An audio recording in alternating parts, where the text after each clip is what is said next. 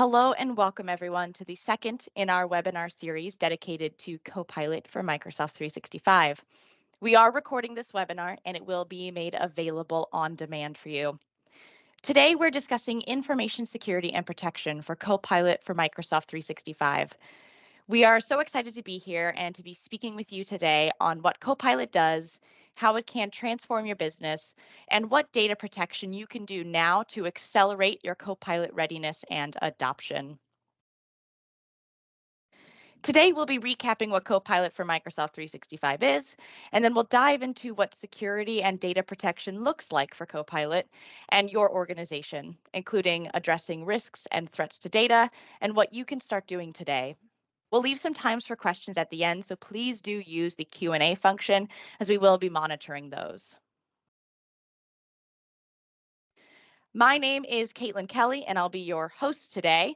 I am an adoption change management consultant at Valorum Reply, focused on bringing people alongside a technology change. I'm part of the modern work team at Valorum Reply, but I am so excited to be joined by Norm Barber and Steve Lazara from the security side of the house. I'll let Norm and Steve go ahead and introduce themselves. Hey, everybody. I'm responsible for Valorum Reply's security practice. Steve? My name is Steve Lazar, and I'm a solution consultant here at Valorum Reply, focusing on data and identity around basically security of all of the different aspects. Amazing. Thank you so much for being here today. As I mentioned before, this is the second in our series of webinars all about Copilot for Microsoft 365. If you missed the first, you can catch it on demand on the Valorum Reply YouTube channel. And you can also keep up with all of our events at valorumreply.com/events. We've got some great topics coming up dedicated to Copilot, including enabling Copilot adoption, which is a super important topic in exciting employees. And it's just in time for the new Microsoft funded adoption workshops. I'll be sharing more information alongside my adoption change management colleagues on that session in January. And then we've got Extending Copilot, featuring some of the work we've done to bring Copilot's power and our third-party tools together using things like graph connectors and plugins.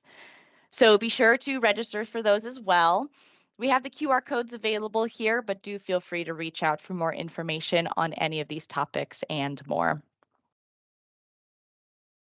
And before we get started, I just want to take a minute to introduce ourselves as a whole. We are Valorum Reply, which is a Microsoft-focused consultancy that really prides itself on delivering exceptional modern work tools, security, and Azure services. Though we are particularly focused on the Microsoft stack, we're part of a larger Reply group with over 200 highly specialized consultancies across the globe, each with a specialization on a specific technology. Because we have such a close partnership with Microsoft, we've been lucky enough to be a part of the early access and jumpstart programs for Copilot. We're a qualified partner to deliver the Microsoft-funded Copilot workshops, and basically we are total Copilot geeks. So as I said before, I'm part of the modern work side of the house, and that's why I'm so thrilled to be joined by Norm and Steve from our security side to get into that real great detail that we're all looking for. Before we get in too deep, I do want to take a minute to review sort of what Copilot is and really what it can do sort of for your organization before we start looking at that data. So Copilot for Microsoft 365 uses a combination of large language models, which are the foundational models that have been trained on billions of words, the apps that you use every day, like Word, PowerPoint, Teams, and the Microsoft Graph, which is your data. The graph contains the files, people information, and data that you already have access to. To show it in motion, so to speak, is this image. I'll take us through it from 30,000 feet. To start, in the upper left corner are your applications. You can ask Copilot to create a file based on a project plan from Project Unicorn, and that file lives in a Teams channel within the Aperture Inc. tenant. Copilot then pre-processes it in the graph and the semantic index, understanding what the file is, the content in it, the context in which it exists, like what is Project Unicorn? What's this company, Aperture Inc.? And we call this part grounding. Then Copilot sends that through to the large language models to generate a response using patterns of speech and syntax to draft content. In this case, Copilot is using GPT-4, which is the most comprehensive model from OpenAI. Copilot then accesses the graph and semantic index again for post-processing, now that it has a natural language response, reaffirming the context and the content, and then it sends that response back to the app. It is a pretty phenomenal system, and that is a very high-level view of this process. But I do know that what we're all really interested in here is how to ensure that this process and this system is secure for your data and your organizations. So that's where I'm really excited to go ahead and turn it over to Norm, who's going to help take us through this process for us. Well, thank you very much. We appreciate the opportunity to speak to you all today. This session is really about accelerating in a secure way Microsoft 365 Copilot. Um, and a key takeaway is the notion that it's going to use your data. So it's your data that sits in your tenant, and you can extend that as you just saw a minute ago. Um, but the important thing is to keep in mind that because it's your data, you own it, so you have accountability for it, and you also control it. And key word there is control.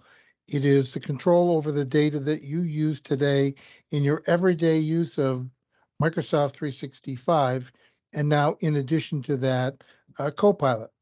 And the good news is that Microsoft has worked very hard to make sure that you have the data access controls that you need to be able to accomplish that. So keep in mind that the acceleration, someone once said to me, the reason race cars have really good brakes is not to stop, but to go really, really fast. And that's kind of the analogy here. So, and data control, data loss prevention has been a concern over the years for chief security officers and the folks that I've either worked with or worked for in security industry over 25 years. And while we can use some humor here, the fact is that data loss, data control has been something that CISOs have been concerned about for quite some time. And I'm going to take for a moment a bit of a chief information security officer's view around these risks. All technology, whether they were smartphones, internet, Instagram, TikTok, and so forth, have what we would call inherent risk. And we've had the opportunity over time to put in place the controls and the regulations and the best practices to manage these. And it wasn't so long ago that I can remember sitting down with um, executives, security executives, talking about the use of bring your own devices. And they would say, there's no way we're going to do that. Or there's no way we're going to punch a hole in our firewall to let internet traffic in. And there's certainly no way we're going to move data to the cloud.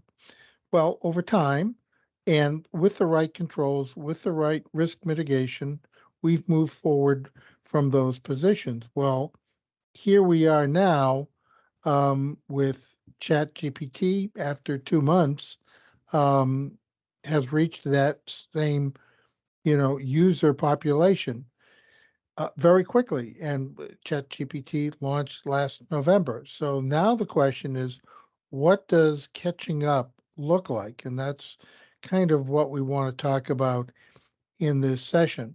Something to keep in mind is that the common theme here, and I think it's for security executives the way to look at AI, and particularly generative AI, not just ChatGPT or Microsoft 365 Copilot, is that it comes with a set of risks. That's the nature of new technology. But there are mitigations that you can apply directly. Microsoft has applied a lot of it already, and we'll talk about that. And that's going to help reduce the risk of introducing this technology so that you can accelerate that adoption. So I want to come back and then one more point here. At a recent Forrester conference, they used this term, which I think is a great tagline, if you will, to mitigate risk, maximize AI value. So it is something that the vendors you work with, in this case, Microsoft, and your responsibilities, and we'll get into what that looks like here in a few minutes, um, does need some work to help mitigate that risk to bring down that residual or reduced risk profile. So let's take a look at what some of the challenges are. Now, I just mentioned, you saw there on that screen, a recent study out of the UK that 1 in 3 users are using some form of generative AI application without the knowledge of their manager. And back in the early days of SaaS applications, we used to talk about the rise of shadow IT.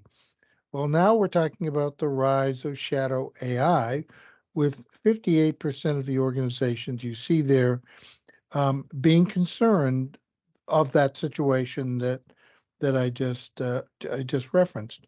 Now, the good news is that one of the layers of defense is the use of a cloud access security broker or CASB solution.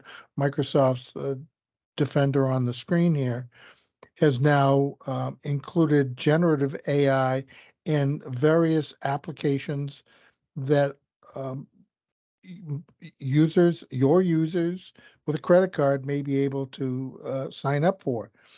And you see at the top ChatGPT and Google Bard and so forth, and then further down some other applications. You say, well, how prevalent is all this? Well, the latest count within Defender is 413 applications with different scorings, different risks.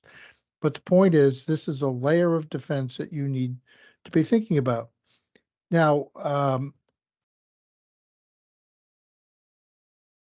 yep, NIST has already started to move forward with a set of guidance.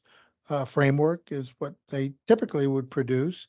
And good timing on that. 43% of the organizations you see here are concerned that there are not the kinds of controls that over time we built for internet and bring your own devices and other technologies that impacted our IT environments and our businesses very, very quickly.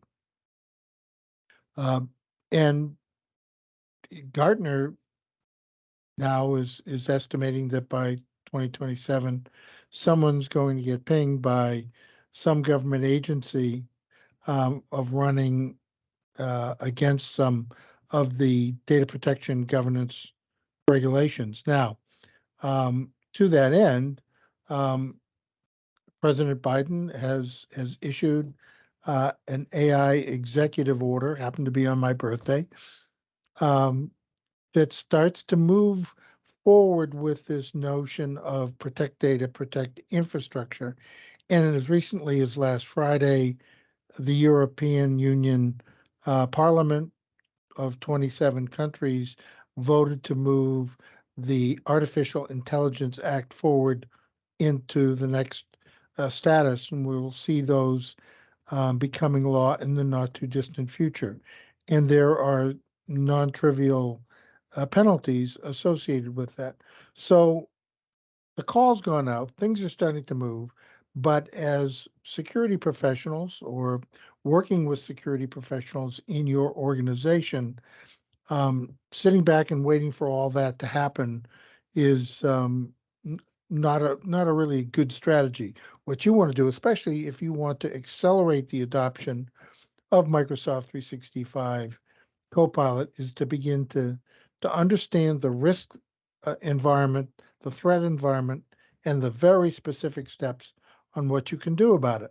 So first question is, what is it exactly we're going to protect in this?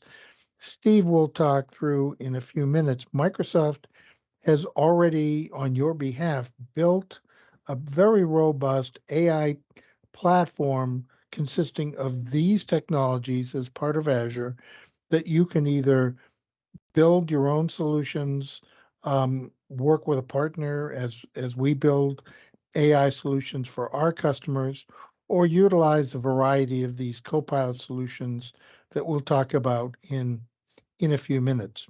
So protection, a lot of it by Microsoft, and then when we get to the shared responsibility model in a few minutes, I think that'll become clearer.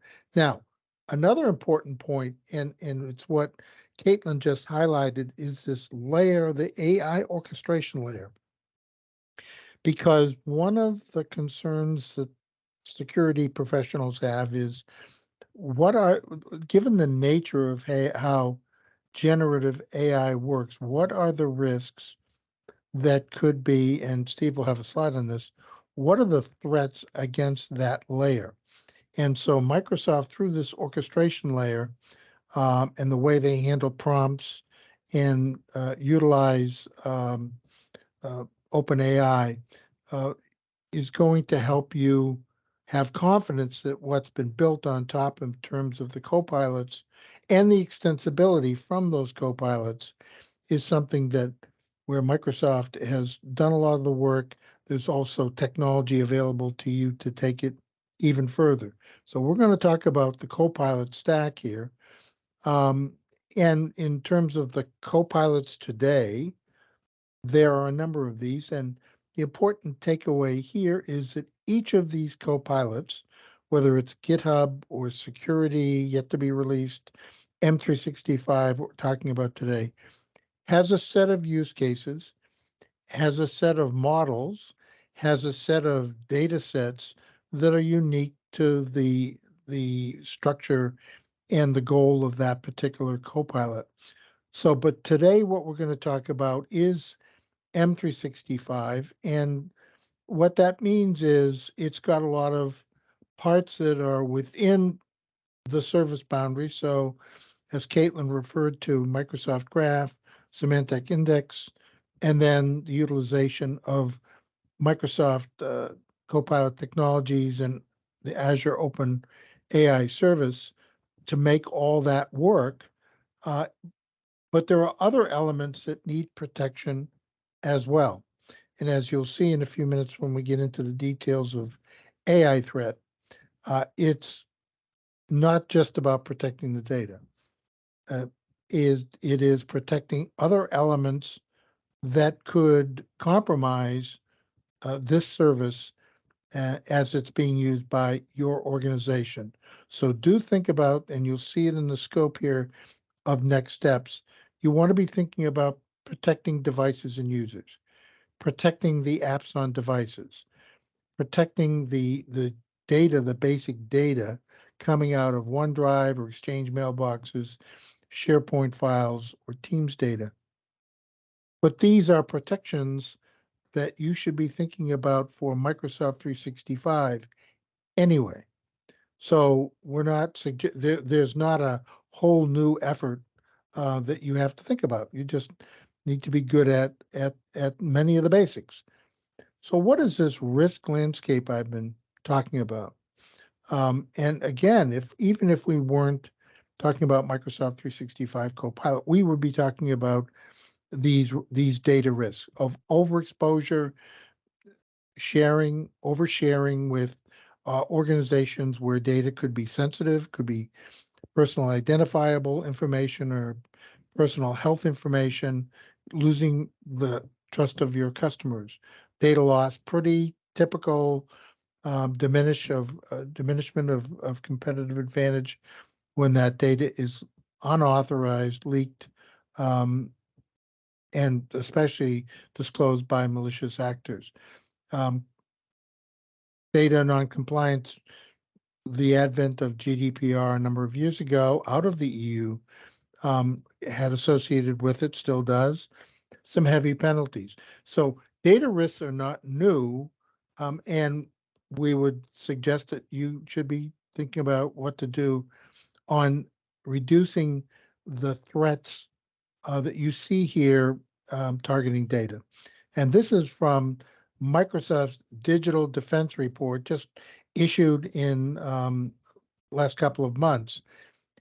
For security professionals, I put it on the must-read list. It's got incredibly detailed, insightful information. But as it relates to data, what you see here are there are areas of that where some issues are found where there's no MFIA or no advanced password protection and so forth. All of that, as you would see in the report, manifests itself in actionable insights, and you see identify and protect high value data targets as a risk mitigation strategy. Now, what that means is in preparation for Microsoft 365, or quite frankly, any AI that may come into your organization, you need to be thinking about how well are we protecting the data from those kinds of threats. Um, what's interesting, as I said, is these risk mitigation strategies apply to your basic data environment, specifically your M365 environment, and therefore are important factors to protect your M365 Copilot environment as you go and accelerate the implementation of that. So that brings us to, well, what do we do about that? What are the steps to address these risks that we say Copilot risks, but what, quite frankly, it's data risks all up and data related to M365 data, and then by extension to Copilot. So when I was in the Microsoft Azure engineering team, one of the things that was produced is a shared responsibility model, and we built that because organizations were getting a little unclear about each of the models, IaaS, PaaS, SaaS, that you've all come to know, vis-a-vis their on-prem environment and who's responsible for what. So this was a very clean, simple way to describe which areas are the responsibility totally of a customer, which responsibilities are the responsibility totally of Microsoft in the dark blue, and then which areas does a customer use Microsoft capabilities and technologies in, let's say, Azure or M365 to exert their control, their shared control over things like identity and directory infrastructure. So that has been a very useful model over years. What we now have is an AI shared responsibility model that's just been released, very similar construct to it, um, looking at AI usage, AI application, and the AI platform. And in the right-hand column are the Copilot technologies that I mentioned. And in this particular case, we're talking about M365 Copilot.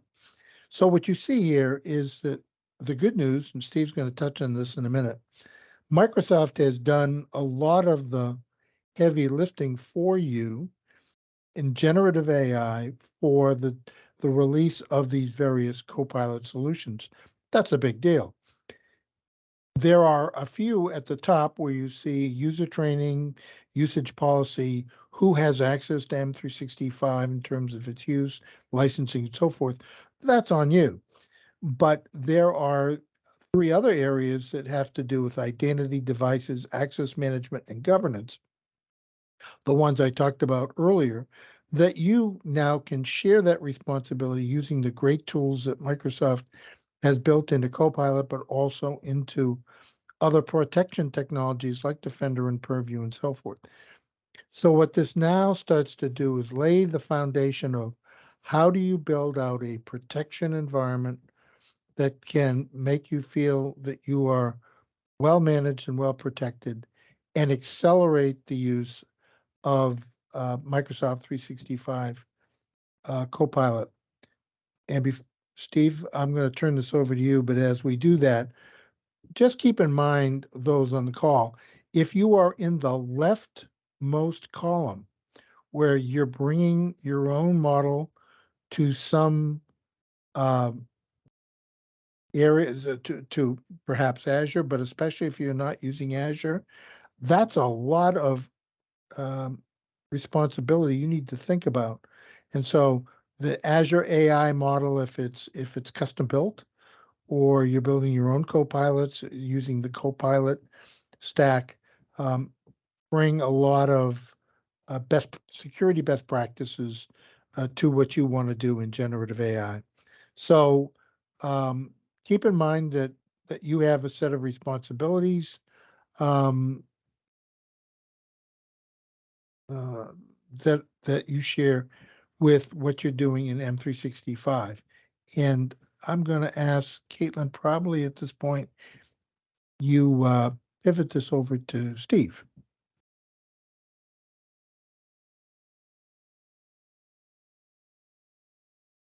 All right, thank you, Caitlin. Let's get the controls set up here. So as you can see, and thank you, Norm, and looking at this responsibility matrix, there are just some areas that a company is responsible for in regards to ensuring that their environment is prepared for an AI system. And what we're going to look at is explicitly along the lines of the Copilot products, which is just highlighted in that green square. And while we're focusing on the SaaS systems and not on the SaaS version, not the other, part of the main reason for that is Microsoft has already taken care of the need of your baseline security as far as infrastructure for you. By utilizing Copilot, you're leveraging a product that's built into the environment, both from the AI platform and from the AI application area. And the protections that Microsoft has built into there are just part and parcel of it. This allows you as the customer to key in and really focus on your M365 environment and your overall security posture instead of getting kind of caught up in the details around the AI platform and AI application layer needs in regards to your security. So one of the key ways of doing that is to take a look at your overall M365 posture security score or posture within your tenant. Now, the security score, which Microsoft uses across the entire environment, it will provide a where you're at kind of view. As seen here, a security score of a tenant allows for the evaluation of the whole environment and can tell whether or not you're ready for AI. With an industry standard of 67% as your baseline, the ability to see where you are at within your company and where you're at within your environment can kind of highlight the best areas to improve and give you the suggestions of what you need to do in order to prepare for AI. A lot of this is simple basic security hygiene, but the usage of the security score and looking at this will really highlight any of practices that might be set up and just might not be configured for the best practices, or just might be missing because it just really wasn't ever covered within or needed viewed as needed to date within your environment and within your business. It's key, however, to make certain that this is all taken care of before you implement or integrate Copilot into your environment. Otherwise, what's going to happen is as you bring a new product, that's this new product in line or new tool, well, you're bringing it in with the security holes that it's going to leverage already in place. Now, once you plan that out, you really want to also take the time to look at what the AI threat landscape will look like within your environment. Kind of covered before by Norm is it's it's not just data, and so you really want to take a look at the additional attack surfaces that get created. As seen here, you've kind of got you want to look at what the AI is going to be using, And then you want to see where the AI application is at risk for. Examples are your command injections, input injections. What happens when these things are utilized or otherwise abused? There's been cases of people putting, and specifically in Copilot, one of the tasks, talking to one of my coworkers last night, was someone put 1,000 hello to ChatGPT to export, to put it out there, and it actually exported out then some PII data of that company's um, C-suite level employees, such as their name, their home address. A lot of other PII information just happened to come out because of the amount of the command injection put in there, just challenged how it was constructed to do that extraction of what data was going to be coming out. Um, Additionally on this then is to look at where in that AI platform you're going to be. You want to ensure that you've got cutaways or checks within the AI platform that are going to allow you to evaluate and validate what's going on and that the application is performing as expected. This type of work you're going to want, within Copilot, simply as checks and validations, quarterly or just reviews that you have. And it's going to cover things to ensure that drift does not occur. It's to do validations that there's no potential insertion of information into your environment.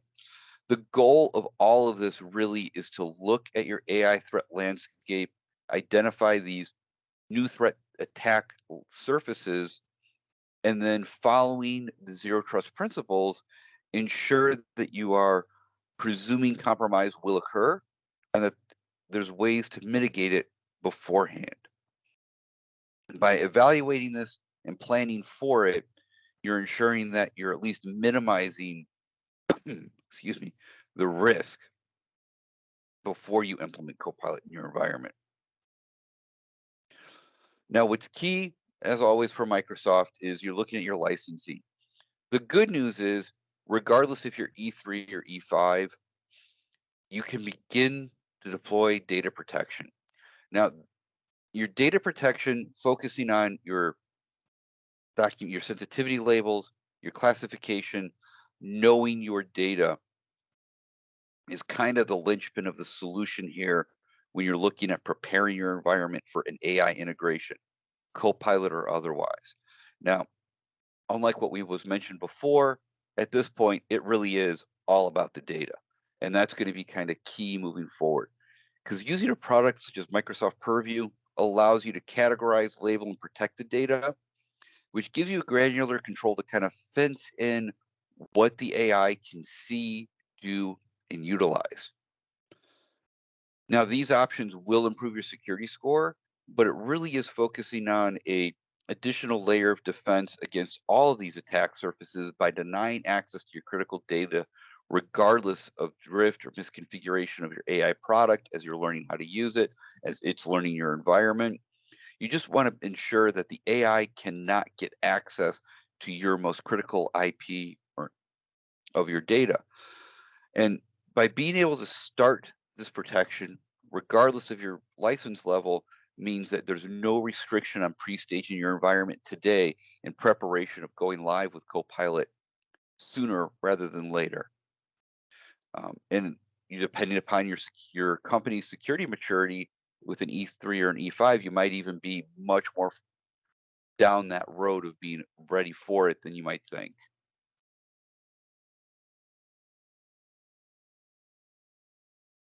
Once that data is taken a look at and you're conceptually looking at the Copilot data protection, it's your data governance overall, which is critical for how advanced your AI can get. So by protecting the data directly and ensuring the principles, the primary principles of data governance and management and protection, you can actually grow that in parallel with your Copilot journey as to what you're doing. Because then the larger and more expansive that you protect your data, such as using data map or connectors to get to non-Microsoft data and applications, such as ServiceNow or AWS, or even schematized data such as SQL or Snowflake or Blue Shift, whatever data protection, your data base type style data you're utilizing, that will allow the productivity advances that your users have to geometrically then escalate. That's the future looking beyond the M365 Copilot, but it's what M365 has built into what it can do kind of growing forward. Again, remember, all of this is you got to start with the basics and do the baby steps, locking your systems down, ensuring that you are controlling what your Copilot can see and utilize. That's going to provide you your best mitigation. And so by starting and focusing on the M365 services, you want to be able to lock those down through the usage of a product such as Purview and limit what Copilot can access and utilize. That's going to give you your greatest benefit and your greatest mitigation to start. Because once Copilot is installed with those APIs, it's going to be able to just grab all of your M365 service data. So you really want to ensure that that's locked before you turn it on. If we all can remember when Delve was first integrated into a system, or when SharePoint, going back even further, when SharePoint was first put in there were a lot of, kind of instances of seeing what was suddenly available because data management didn't really mature in companies at that point in time. So by learning from the lessons that we've done in the past and providing that data classification and labeling up front before you turn Copilot on or integrate it in, we're, kind of mitigating what we know may occur based on past performances of additional products like this going forward. And additionally from there then is being able to grow that out. By the usage of that is once that data itself is really locked down, now you can start looking at expanding those security controls, integrating them with your Entra, your identity and access layer, um, ensuring that only approved users get access to those services. Using the Intune app protection policies to do that as well is really going to help then kind of lock that down. I know Norm mentioned the CASB solution earlier. This is a very similar way in that what you're doing is you're locking down or just ensuring the correct user has access to the correct apps across the board. And then expanding that even further with Intune and using your CASB or your Defender for Cloud apps and some of the Exchange Online protection preset security policies within Defender, you're really beginning to expand those additional protections across the entire company and your environment. By doing this, what you're doing is you're ensuring that you're only allowing sanctioned AI products in your environment and locking out devices and users before they can get in there and cause any attempted attack. By preventing malicious or corrupted applications from getting in, you're really preventing the attack before it can occur. You're being more proactive in regards to your security posture across the boards, while also already putting into place those protections on your data that you put in with Purview, ensuring that even if something does slip through, you're protected. This is more formally known as, the defense in depth strategy, which I'm sure everyone is familiar with. It's just taking all of these different security policies and then developing a layered defense in depth strategy based on the zero trust principles and utilizing things such as the compliance assessments against your desired framework, be it NIST, SIS controls, etc. And you can evaluate the entirety of your environment of, are you ready for this? Where may or may not there be any holes or potential missing items? And then you can prepare and set that up ahead of time so that when you do implement Copilot, it's sooner rather than later while minimizing the potential risks. Norm, back to you. Terrific. Thank you, Steve. So let me move this slide forward just one. Need Caitlin some control would be. Got it? No? Oh, great. So a couple of call to actions. And I want to step back here for a minute because we've been talking about Microsoft 365 Copilot as a generative AI solution and protections and in strategy to mitigate risk. But as we've seen so far, Microsoft has built into their stack and their approach to generative AI a lot of best practices, security controls, and so forth. One way to look at this is more about those other 413 solutions that the 1 in 3 people in your organization may be going out and getting that you may not have any oversight to just yet. And the the protections that we've been talking about, particularly the data protections, are more about that, quite frankly, than any concern about Microsoft 365 Copilot. But as we look at the deployment of that, I think it's fair to say, as we also have high protection documents, there are some teams, executive teams, that may need the highest protection, that need to have very close scrutiny in terms of access in device management and so forth. There are other teams where that may be less sensitive access to particular data based on the way you've labeled it and categorized it and the policies that are associated with that. And then there's the rest of the population. So in addition to the rollout strategies that our colleagues from the modern work team, Caitlin's team, would help you with, another pivot to that view is the nature of the protection layers. Now, the other call to action is readiness.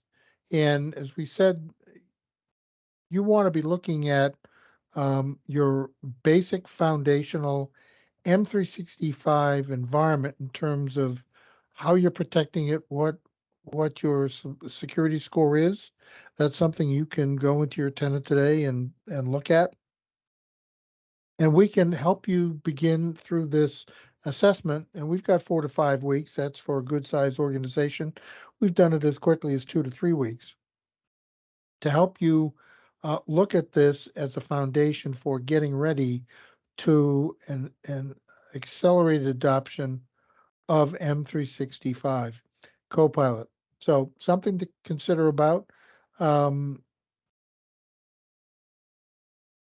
just a quick summary on who we are. Uh, Valorum Reply is a Microsoft Solutions partner for security. That is a designation from Microsoft based on criteria they set. We also hold the 4 specializations associated with the 4 areas you see in the middle, and that basically says that we have the extensive experience and proven success in all of the technologies that you see on the left-hand side. And we've organized our services to operate at what we call security cloud speed to help you accelerate the use of these great technologies from Microsoft. So with that, Caitlin, let me turn it back to you. Thank you so much, Norm. I really love that, security at cloud speed. And I really love, talking about how these security measures can accelerate the use of Copilot, not stopping, but moving forward to enable that tool. So that's a really great frame. Just to quickly cover, what we covered today before we get into any questions, we looked at the potential risks associated with generative AI and what needs to be protected, looking at sort of the first critical steps when it comes to protecting data that can be accessed by Copilot. And then, of course, getting started with data protection, whether your organization is currently leveraging the E3 or E5 licenses. And then, of course, understanding where Valorum Reply can assist with those data and security needs. Love to take some time for any questions at the moment, which if I'm looking into our Q&A, I don't see any questions. Feel free to post anything in there. We can make sure we get to them, but I take that as the detail that Norm and Steve were able to give was so thorough that I feel like everyone has a really, really great understanding of the security landscape. But since we don't have any questions posted in the Q&A, I will go ahead and continue on. We do appreciate everyone for your attendance and participation. I do have the QR codes here for our 2 upcoming webinars on the right-hand side. So now that we understand the necessary data protection and what we can do to accelerate our use of Copilot, it's really time to start considering how to bring your employees along with the change. So we'll be going over best practices and adoption methodologies for our Enabling Copilot Adoption webinar in January, and then looking at how you can increase Copilot's impact through things like extensibility, using real-world examples in our March webinar. And though we do have these webinars coming up, you can always reach out at any time to us to discuss any of these topics. Our emails are listed here. We'd love to talk more about what Copilot can do for you and how you can start getting ready today. But with that, I still see no questions in the Q&A, so I'll go ahead and say thank you so much to everyone. Have a wonderful rest of your day, and we really appreciate your attendance today. And to thank you to Thank you. Norm and Steve for joining us as well. Thank you, Caitlin. Thank you, Norm.